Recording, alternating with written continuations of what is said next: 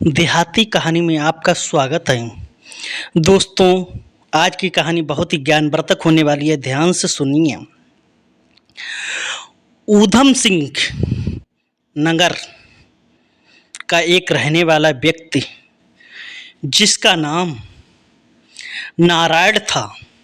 दोस्तों, ऊधम सिंह नगर का रहने वाला नारायण वो हस्तरेखा का ज्ञान था। उसे हस्तरेखा देखा करता था, लोगों का भविष्य बताया करता था, आने वाले कल को भी वो बता देता था तुम्हारे साथ क्या होने वाला है, क्या घटित होने वाला है। इससे वो अपना गुजर बसर करता था। उसे हस्तरेखा देखने की विद्या आती थी। उसे ये ज्ञान आता था। अपने ज्ञान पर वो बहुत बड़ा घमंड करता था। मैं अपने ज्ञान से और तपोबल से सब कुछ कर सकता हूँ। दोस्तों, जो नारायण अपने ऊपर इतना घमंड था, जो रेखा देखा करता था, वो सब कुछ कर सकता है। देखिए दोस्तों, उसने ऐसा क्या किया, लोगों का भाग्य बदलना चाहा। उसी समय दोस्तों एक घटना घटित होती है।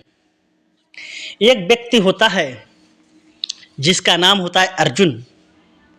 अर्जुन के 3-4 बच्चे होते हैं। दोस्तों, अर्जुन कोई काम नहीं करता था, इसलिए उसकी बीवी अर्जुन को, उसकी बीवी का नाम था दोस्तों शीतला। शीतला अपने पति अर्जुन को बहुत खरी खोटी सुनाती थी। एक दिन दोस्तों उसने इतनी खरी खोटी सुनाई कि जाओ मर जाओ, जाके चुल्लू भर पानी में डूब जाओ जाके। अर्जुन को गुस्सा आया, घर से निकल गया। निकलते निकलते दोस्तों जंगल में पहुंचा, एक पेड़ के नीचे आराम करने लगा। अर्जुन आराम करने लगा। उधर दोस्तों हस्तरेखा के ज्ञानी नारायण, जो ऊधम सिंह नगर का रहने वाला था, उधर से वो निकल रहा था। उसने देखा कि एक व्यक्ति जो सोया हुआ है, क्यों ना उसकी हाथों की रेखा देखनी चाहिए। दोस्तों, नारायण ने उस व्यक्ति को उठाया, कहा आपका क्या नाम है? उसने कहा मेरा नाम अर्जुन है। तो आप यहाँ क्या कर रहे हो? तो उसने कहा मैं गरीबी से मारा हूँ, मुझ पे कोई काम नहीं होता है, मेरी औरत ने मुझे खरी खोटी सुनाकर घर से बाहर निकाल दिया है, इसलिए मैं परेशान होकर यहाँ पर आराम करने लगा। तभी नारायण बोला चिंता मत करो, मैं तुम्हें अमीर बनाऊंगा, तुम्हें मैं राजा बना दूंगा। कहा कैसे? मैं हस्तरेखा का ज्ञानी हूँ, हस्तरेखा देखता हूँ। आपके हाथ में मैं राजा युग की रेखा बनाऊंगा, जिससे आप राजा बन जाओगे, लेकिन कुछ पीड़ा होगी। अगर पीड़ा आप सह सको तो मुझे बताओ, तो आपके यहाँ आपके हाथों में मैं हस्तरेखा बनाऊंगा राजा की युग की। दोस्तों, ये बात सुनी, उस सोच में पड़ गया। अर्जुन बोला मरता क्या नहीं करता है, थोड़ी सी परेशानी झेल लूंगा, लेकिन राजा तो बन जाऊंगा, गरीबी तो दूर हो जाएगी। ये सोचकर अर्जुन ने हाथ बढ़ाया। उधर जो नारायण था हस्तरेखा के ज्ञानी, उसने हाथ में कटार लेकर काट कर राजा वाली रेखा बना दी। दोस्तों, राजा वाली रेखा बना दी अर्जुन के हाथ में, और वहां से नारायण चल देता है। अब वो अपने मन में बहुत खुशी हुआ कि मैं राजा बन जाऊंगा। दोस्तों, धीरे धीरे वो चलता हुआ एक राज्य था, जिस राज्य का नाम अंधेर नगर था। अंधेर नगर का राजा अंधेर सिंह था। दोस्तों, अंधेर नगर का राजा अंधेर सिंह था। उसके राज्य में पहुंचा। देखा उसने सोचा अर्जुन ने कि मैं राजा तो बन जाऊंगा, पहले विष्णु भगवान का मंदिर है, यहाँ मुझे नमन करना चाहिए, पैर लागना चाहिए, माथा टेकना चाहिए। ये सोचकर वो मंदिर में पहुंच गया। कहा मैं तो राजा बनने वाला हूँ। उधर दोस्तों जो अंधेर नगर का राजा था अंधेर सिंह, उसकी मृत्यु हो गई थी और उस पे घोषणा की थी जो सबसे पहले इस मंदिर में व्यक्ति आएगा उसी को राजा बना दिया जाएगा। उधर दोस्तों राजा का जो सेनापति था, मंत्री था दोस्तों, मंत्री ने तुरंत सिपाही को भेजा, कहा जाओ इस व्यक्ति को पकड़ के ले जाओ। वो सोच में पड़ गया, मुझे क्यों पकड़ रहे हो? कहा चलो मंत्री के पास चलो। मंत्री ने कहा तुम्हारा क्या नाम है? तब उसने कहा मेरा नाम अर्जुन है, कि आज से आप अर्जुन सिंह नहीं, आप अंधेर नगर के राजा अर्जुन सिंह आपका नाम हटता है। आज से दयाल सिंह राजा बन जाओगे। आज से आपका नाम दयाल सिंह है। दोस्तों दयाल सिंह का राज्य तिलक होता है, राज्याभिषेक होता है। मंत्री सबके सामने घोषणा करता है कि आज से राजा ये दयाल सिंह है। अब दोस्तों अर्जुन सिंह से बना दयाल सिंह बहुत खुशी होने लगा कि मैं तो राजा बन गया। अब अपने आप में सोच रहा कि मेरी पत्नी थी जो शीतला बहुत परेशान होगी, उसे बुला लेना चाहिए। एक मन कह रहा है उसे बुला लेना चाहिए, दूसरा मन कह रहा है अगर मैं उसे बुलाऊंगा तो इन लोगों को मेरे दरिद्रता के बारे में पता लग जाएगा, गरीबी के बारे में पता लग जाएगा, लोग मुझे क्या कहेंगे।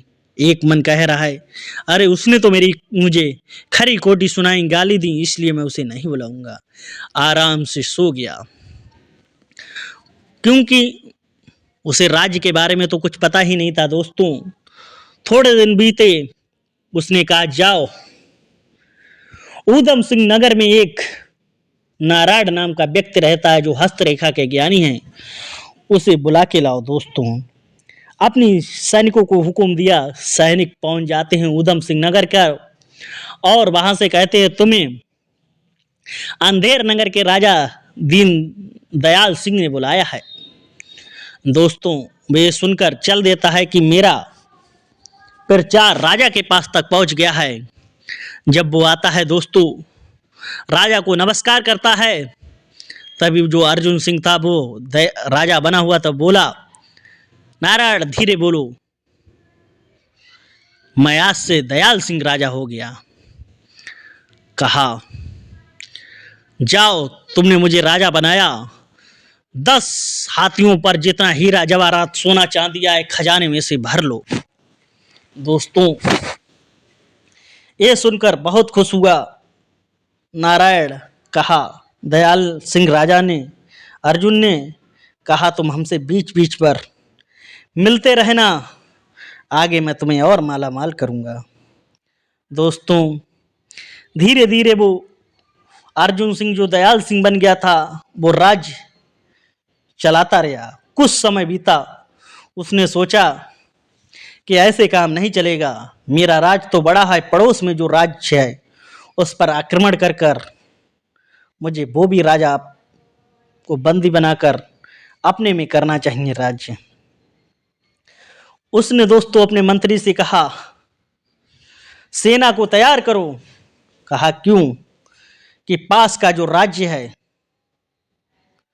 भीकमपुर राज्य है ये, इसका राजा भीमसेन को पछाड़ कर बंदी बनाकर इसका राज्य चौपट करके मुझे राज्य लेना है।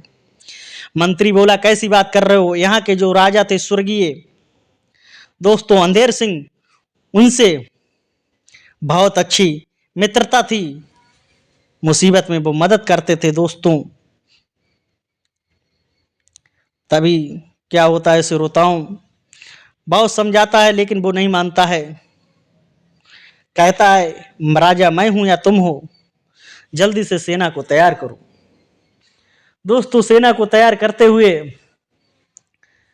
युद्ध के लिए पहुंच जाती है। पास के राजा जो राजा था दोस्तों, उसके पास इतनी सेना नहीं थी, वो तो परास्त होना था।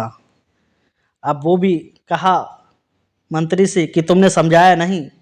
बोले महाराज मैंने तो बहुत समझाया, लेकिन वहां राजा वो मान ही नहीं रहा था कि ठीक है भाई युद्ध तो करना ही पड़ेगा। अब जो राजा था दोस्तों पास का, वो बहुत ही दयालु था, उसने युद्ध लड़ा दोस्तों। अब वो युद्ध में उसकी सेना मरने लगी तो उसने कहा ऐसा करो, वो अपनी सेना को छोड़कर घोड़े पर बैठकर दोस्तों जंगल में चला गया। जंगल में वहां एक महान संत ऋषि ब्रह्मदेव रहते थे। ब्रह्मदेव के पास पहुंचा, प्रणाम किया कि महाराज गुरुजी प्रणाम गुरुवर। उन्होंने कहा बेटा इस समय तुम क्यों आए हो जंगल में, क्या बात है, कौन सी मुसीबत आन पड़ी है। दोस्तों जो राजा था उसने कहा पड़ोसी के राज्य जो अंधेर सिंह राजा है वहां का दयाल सिंह नया राजा बना है, उसने मेरे राज्य पर आक्रमण कर दिया है, इसलिए मेरी रानी और युवराज वहीं हैं। दोस्तों उधर राजा जब भाग गया था राज्य छोड़कर, तो जो दयाल सिंह राजा था उसने रानी और युवराज को अपने कैद में डलवा दिया था। गुरु जी का जो चेला था शिष्य था वो देखने गया, तब तक वो उन्हें महारानी को उसने जेल में डाल दिया था। लौट आया, कहा चिंता मत करो राजन, अब तुम मेरे यहाँ आ गए हो, आराम से रहो, मैं इसकी खबर लूंगा। कहते हैं पाप का घड़ा बहुत जल्द ही भरता है। दोस्तों धीरे धीरे समय बीतता गया। थोड़े दिन बाद कहते हैं जब नया राजा बनता है तो उसे वन में आख्यात के लिए जाना पड़ता है, शिकार खेलने के लिए जाना पड़ता है। मंत्री ने कहा राजा तुम्हें जंगल में शिकार खेलने जाना होगा घोड़े पर बैठकर। दोस्तों उधर राजा को तो पता नहीं था कैसे हिरन मारा जाता है क्या है, घोड़े पर बैठकर चल देता है और पहुंच जाता है जंगल में। ये बात जंगल में जो ऋषि के पास राजा आए थे, ऋषि ने कहा आज तुम्हारा शत्रु जंगल में आ रहा है, उसे राजा बोले मैं उसे मार दूंगा। ऋषि बोले ब्रह्मदेव ऐसे नहीं मारा जाएगा, बातों से मारा जाएगा, ऐसे मारो सांप भी मर जाए लाठी ना टूटे। दोस्तों ऋषि ने अपना माया रूपी एक हिरन बनाया और राजा ने हिरन को देखकर हिरन के पीछे पीछे चलने लगा। चलते चलते हिरन आश्रम तक ले आया और हिरन गायब हो गया। तभी जो राजा थे दोस्तों पड़ोसी राज्य के, वो भी ऋषि बन गए थे। उन्होंने कहा कैसे आए हो, कहा यहाँ पर एक हिरन था, कहाँ चले गया। कहा आप कौन, बोले मैं तो ठहरे ऋषि, आप बताओ कौन। उसने कहा मैं मंत्री हूँ। राजा झूठ बोला कि मैं मंत्री हूँ। तब दोस्तों राजा ने कहा मैं अपने तपोबल से जान दूंगा, तुम्हें बहुत तेज भूख लगी है, पहले चलो आश्रम में। दोस्तों उन्होंने उसे कुछ केले खिलाए और उसे केले खाकर थक चुका था, नींद आ गई। जब शाम को आंखें खुली कि अब तुम शाम हो गई, अब कहाँ जाओगे, यहीं रुको। दोस्तों जब सुबह का टाइम हुआ, राजा तो पहले ही पहचान गया था ये नया राजा है दयाल सिंह। तब राजा ने कहा तुम झूठ बोल रहे हो, तुम यहाँ के राजा हो दयाल सिंह, मैंने अपने तपोबली से सब जान लिया है। तब बोले बहुत खुशी की बात है, ऐसा करो तुम पे संकट आने वाला है जिससे तुम्हारा राज्य तहस महस हो जाएगा। दोस्तों कहा तहस महस हो जाएगा, ऐसा करो तुम पूरे गांव के ब्राह्मणों को भोजन कराओ और तुम्हारा ये पाप कट जाएगा। उसने कहा ठीक है गुरुजी ऐसा ही करेंगे। कहा आपको आना होगा। गुरुजी बोले वैसे तो मैं कहीं जाता नहीं हूँ, आप कह रही हो तो मैं आ जाऊंगा। दोस्तों राजा चल देता है वहां, अपने राज्य में मंत्री से कहता है मंत्री मुझे परसों ब्राह्मणों को भोजन कराना है, सभी ब्राह्मण को न्योता दे दो। दोस्तों कहा मंत्री ने मुझे माल खजाने का निरीक्षण करना है। दोस्तों उसी समय माल खजाने का निरीक्षण करने पहुंचा, देखता है बहुत सोना चांदी हीरे जवाहरात हैं। देखकर चक्कर में पड़ गया, चकित हो गया, संकट में पड़ गया कि मैंने तो इतना कभी नहीं देखा। आगे बढ़ा, देखा वहां पर बक्से खाली हुए पड़े थे। कहा ये बक्से खाली कैसे हैं। तब मंत्री बोला पहले यहाँ अफवाह आई थी, अकाल पड़ा था, सूखा था, इसलिए स्वर्ण मुद्राएं जनता में बांट दी गईं। तब राजा दयाल सिंह बोला, जो बांट दी गई थी, अब तो सब लोग सुधर गए थे, राज्य खुशहाली से जी रहा है। सबसे 50-50 स्वर्ण मुद्राएं सबसे कर के रूप में वसूलो। मंत्री बोला, कैसी बातें कर रहे हो आप, अभी तो सब लोग समर भी नहीं पाए हैं। कैसी ये बातें कर रहे हो, समर भी नहीं पाए हैं, तुम 50-50 मुद्राएं की बात कर रहे हो। राजा बोला, मैं जितना कहता हूं उतना सुनो। दोस्तों, राजा की बात को टाला नहीं जा सकता था। सब लोगों से 50-50 स्वर्ण मुद्राएं वसूलने लगे। अब दोस्तों, जनता तिराही थाई रही करने लगी। अब 3 दिन का समय बीता दोस्तों। अब भोजन की तैयारी हुई। ऋषि ने गुरुजी से कहा, ब्रह्मदेव से गुरुजी बताइए, क्योंकि गुरुजी थे, उन्होंने अपने तपोबल से जान लिया था ये एक दरिद्र है, गरीब है, ये राजा बना, ये अहंकारी हो गया। कहा, मैं ब्रह्मदेव बोले, ये अरक लो, उसकी जो सीधी हथली है उस पर डाल देना, तब रेखा उसकी मिट जाएगी। यही किया दोस्तों। कहा, वो भोजन के लिए जैसे ही परसेगा तैसे ही वो मांस के टुकड़े बन जाएंगे।